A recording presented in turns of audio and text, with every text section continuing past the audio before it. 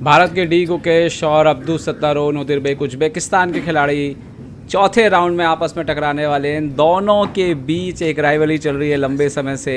17 साल के गुकेश, 19 साल के अब्दुल सत्तारो, लेकिन इन दोनों ने पिछले 2-3 वर्षों में कई कमाल के मुकाबले खेले हैं, कई महत्वपूर्ण मुकाबले भी खेले हैं। और आपको याद होगा चेन्नई ओलंपियाड का वो मुकाबला जिसमें गुकेश पूरी तरह से जीत रहे थे, लेकिन वो किस तरह से पलटा, किस तरह से नोदिरबेक ने वो जीता और उनकी टीम ने गोल्ड जीता। और वो एक हमेशा से एक खास लम्हा रहा है। उसके बाद कई मौक़ों पे गुकेश ने अब्दुल सत्तारो को पराजित भी किया है। देखते हैं इस टूर्नामेंट में जहां पर प्राग मास्टर में जोरदार फॉर्म में लय में चल रहे हैं अब्दुल सत्तारो, कैसा रहता है इन दोनों के बीच मुकाबला। गुकेश फोकस करते हुए मुकाबला यहाँ पर शुरुआत होती हुई, घड़ी दबाते हुए यहाँ पर गुकेश और अब्दुल सत्तारो ने D4 खेल करके शुरुआत करी है। और देखना होगा कि गुकेश यहाँ पर कैसे जवाब देते हैं इस चाल का। और महत्वपूर्ण ये भी है कि क्लासिकल में कहीं ना कहीं गुकेश और प्रज्ञानंदा रेटिंग में भी एक दूसरे के काफ़ी करीब हैं।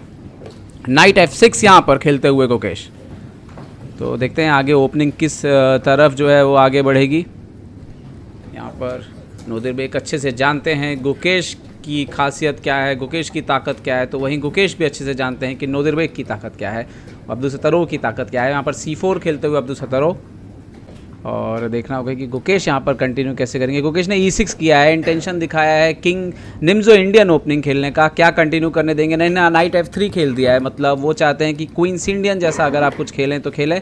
खैर गुकेश ने यहाँ पर D5 कर दिया है और बहुत संभावना है कि ये QGD में कन्वर्ट हो जाए। अब खैर यहाँ पर G3 सेटअप खेलते हुए यहाँ पर गुकेश ने बिशप B4 चेक दे दिया है। यहाँ पर बोको इंडियन होता हुआ यहाँ पर बिशप D2, और देखते हैं क्या अगली चाल क्या होगी। बिशप E7 खेलते हुए गुकेश यहाँ पर, बिशप आता हुआ G2 पर डेवलपमेंट करते हुए यहाँ पर अब्दुल सत्तारो, और गुकेश क्या कैसल करेंगे या नाइट BD7 वगैरह निकालेंगे। कैसलिंग करते हुए यहाँ पर गुकेश, अब्दुल सत्तारो की चाल, अब्दुल सत्तारो ने भी यहाँ पर कैसलिंग कर लिया है।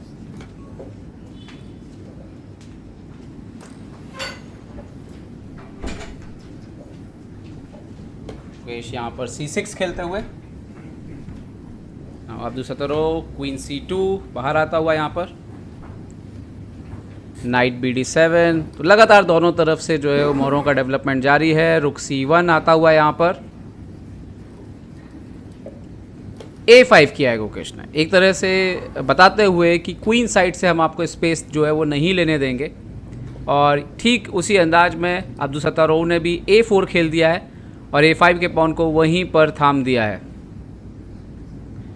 बहुत ही रिलैक्स दोनों खिलाड़ी, फोकस नज़र आते हैं। गुकेश हमेशा फोकस बहुत रहते हैं और ये उनकी सबसे बड़ी काबिलियत है। रुक E8 खेलते हुए अब्दुल सत्तारो ने यहाँ पर बिशप पीछे खींचा है E1 पर। थोड़ी इंटरेस्टिंग मूव है ये, आप अपने बिशप को हटाते हैं, वहाँ पे घोड़े के लिए जगह बनाते हैं। यहाँ पर गुकेश ने भी बिशप F8 पे खींचा है पीछे की तरफ, नाइट BD2 आता हुआ है यहाँ पर। महत्वपूर्ण बात यह है कि बिशप C1 पे नहीं है, E1 पर है।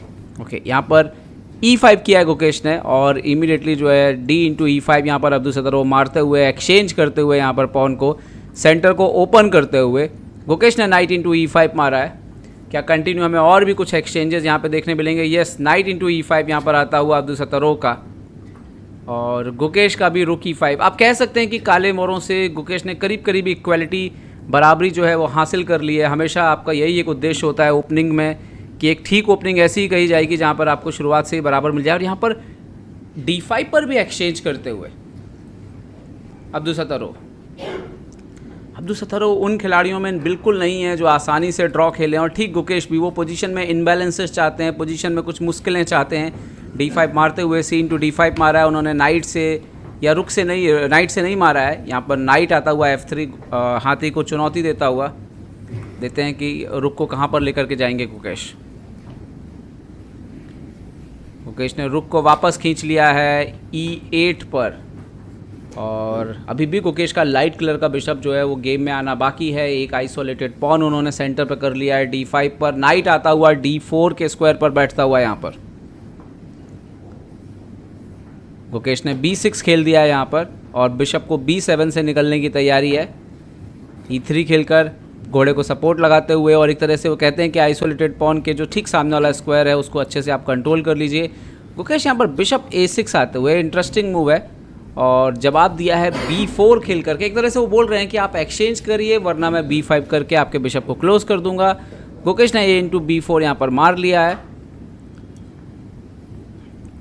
और यहाँ पर क्वीन B2 खेलते हुए आराम से उस पॉन पर अटैक करते हुए, बट फिलहाल वो पॉन बिशप से प्रोटेक्टेड है। नाइट ऊपर आता हुआ गुकेश का E4 पर, और यहाँ पर बिशप E4 मारा है।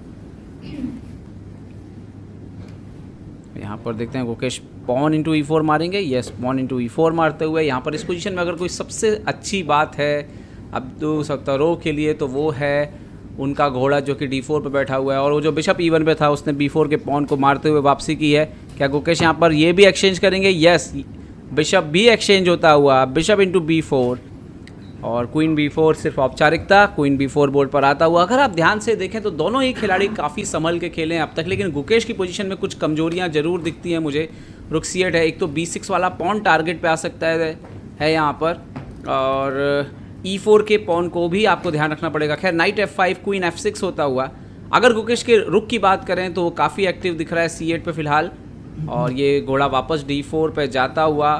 गुकेश खेलते हुए G6 यहाँ पर जगह बनाते हुए अपने राजा के लिए किसी तरह के F5 के स्क्वायर को कंट्रोल करते हुए किंग G2 खेला है यहाँ पर, और अब बिशप को इम्प्रूव किया। अब अगर हम बात करें B6 के पॉन पे थोड़ा वीकनेस जरूर है, लेकिन बिशप के D3 आने के बाद गुकेश की पोजीशन अब अच्छी लग रही है, संतुलित लग रही है। रुक C3 यहाँ पर ये भी एक्सचेंज करते हुए रुक C3 और क्वीन C3। बल्कि अगर हम एंड गेम में बात करें तो कहीं ना कहीं गुकेश अब कंफर्टेबल हैं रुक A8 लाते हुए, A4 के पॉन को टारगेट करते हुए यहाँ पर, और अब्दू सत्तारो ने उस पर परवाह ना करते हुए H4 खेल दिया है फिलहाल, और यहाँ पर H5 आता हुआ गुकेश की तरफ से। पूरी तरह से बैलेंस है पोजीशन। रुक C1 यहाँ पर, क्योंकि सीधी सी बात है आप B6 को टारगेट करोगे तो सामने वाला A4 को टारगेट करेगा, तो कुल मिलाकर के बात बराबर है। बिशप A6 पे आता हुआ वापस, क्वीन यहाँ पर जाता हुआ B3 के स्क्वायर पे, B6 पे एक और फिर से टारगेट, हालांकि क्वीन से सपोर्टेड है। रुक C8 आते हुए यहाँ पर, और गुकेश एक्चुअली पोजीशन को पूरी तरह से न्यूट्रलाइज करते हुए, और रुक एक्सचेंज यहाँ पर रुक C8, और यहाँ पर बिशप C8 ही मारेंगे गुकेश। बिशप C8 आता हुआ यहाँ पर, देखते हैं अगली चाल अब क्या खेलेंगे यहाँ पर अब्दू सत्तारो।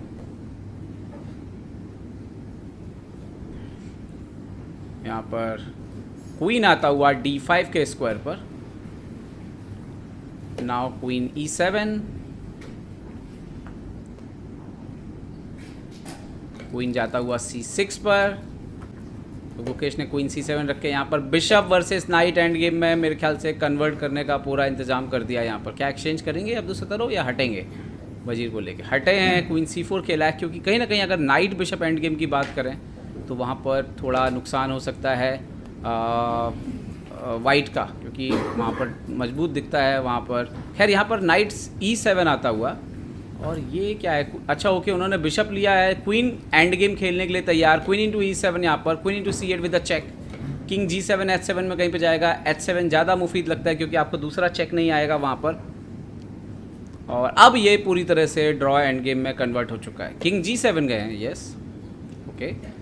क्या क्वीन C3 खेल के एक और चेक देंगे यहाँ पर? यहाँ पर एक बहुत इंटरेस्टिंग चीज़ है कि क्वीन C3 चेक आता हुआ है यहाँ पर, बट अगर मैं बात करूँ क्वीन F6 अगर गुकेश रखते हैं, मान लीजिए क्वीन F6 रखते हैं, तो एक्सचेंज करने पे मुझे लगता है कि एक फ़ायदा हो सकता था। ब्लैक खैर गुकेश वहाँ से हट गए और किंग G8 चले गए, उन्होंने कोई कॉम्प्लिकेशन करने की नहीं सोची है यहाँ पर। ओके, किंग आता हुआ यहाँ पर F1। दोनों खिलाड़ी जानते हैं कि अब फिलहाल पोजीशन में कुछ खास हासिल करना बड़ा मुश्किल है। क्वीन यहाँ पर खेलते हुए E6। क्वीन एंड गेम में एक बात हमेशा याद रखिए कि अपने वजीर को ऐसे घर पर रखिए जहाँ से वो सारे प्यादों को कनेक्ट कर सके, सपोर्ट कर सके, और फिर आप आसानी से किंग को मूव कर सकते हैं। ऐसी सिचुएशन में आप जो है अपनी पोजीशन को होल्ड कर सकते हैं और किसी भी तरह से आप किसी चाल में नहीं फंसेंगे। तो ये एक बहुत कॉमन टेक्निक है कि वजीर को ऐसी जगह रखिए जहाँ से वो सारे पॉन स्ट्रक्चर के बेस को जो है वो सपोर्ट कर रहा हो। और यहाँ पर फिलहाल जो पोजीशन है, यहाँ पर दोनों खिलाड़ी ड्रॉ पर सहमत होते हुए, और ये देखिए आपने देखा होगा कितने मतलब जिस तरीके से दोनों खिलाड़ियों ने ड्रॉ लिया, ये दिखाता है कि टॉप लेवल पे खिलाड़ी कितना अच्छे से किसी पोजीशन को जो है वो समझते हैं। और ये मैच दोनों के बीच ड्रॉ रहा। अगर देखा जाए तो गुकेश बिना किसी परेशानी के मैच ड्रॉ रहा है। गुकेश ने आसानी से काले को मिले सारे सवालों का हल किया और कभी भी मुश्किल में जो है वो नज़र नहीं आए। और वहीं अब्दुल सत्तारों की भी बात करें तो वो भी संभल कर खेलते नज़र आए, क्योंकि कहीं ना कहीं गुकेश के खिलाफ उनका रिकॉर्ड जो है हम कहें तो बहुत ही रोचक है, इंटरेस्टिंग है और कई मौक़ों पर गुकेश ने जो है उन्हें पराजित किया है। उम्मीद करता हूँ वीडियो आपको पसंद आया होगा। पसंद आया तो लाइक शेयर और सब्सक्राइब करना ना भूलें। देखते रहिए चेस बेस इंडिया के लिए मैं निकलेश जैन। जय हिंद दोस्तों।